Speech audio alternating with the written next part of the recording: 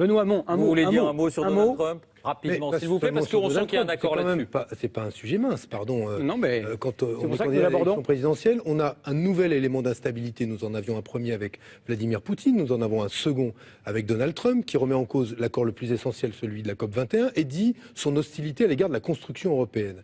Alors, à quoi cela nous invite-t-il, à mes yeux, à resserrer les rangs au niveau européen? Autour de quoi?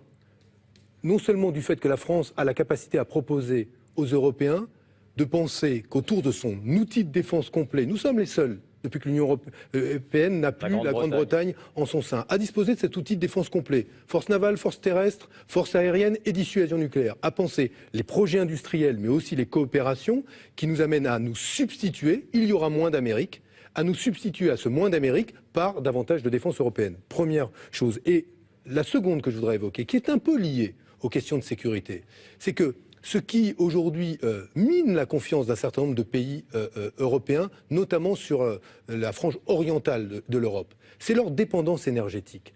Et c'est pour ça que si nous devons saisir l'opportunité qui est celle de ce désengagement possible des États-Unis et de cette agressivité nouvelle de la Russie, si nous devons tirer de ce mal un bien, il faut faire en sorte de permettre demain aux pays européens d'être moins dépendants énergétiquement de la Russie notamment, par des coopérations nouvelles, mais par un traité européen de l'énergie. C'est une vieille proposition de Jacques Delors, mais d'ailleurs pas si vieille que ça, une proposition de Jacques Delors qui, à mon sens, est frappée du coin du bon sens, qui doit nous amener à nous reposer sur nos capacités. 40% des brevets en matière énergétique sont européens, sur la possibilité de stimuler l'innovation dans le champ européen, sur ce plan de 1000 milliards d'investissements dans la transition écologique et énergétique qui permettra de substituer aux centrales à charbon, aux centrales nucléaires chez nous, aux centrales à charbon en Pologne, des énergies renouvelables. Voilà de quoi relancer la construction européenne et assurer une coopération et une sécurité d'approvisionnement qui sera de nature, là encore, à faire en sorte que des pays qui se sentent menacés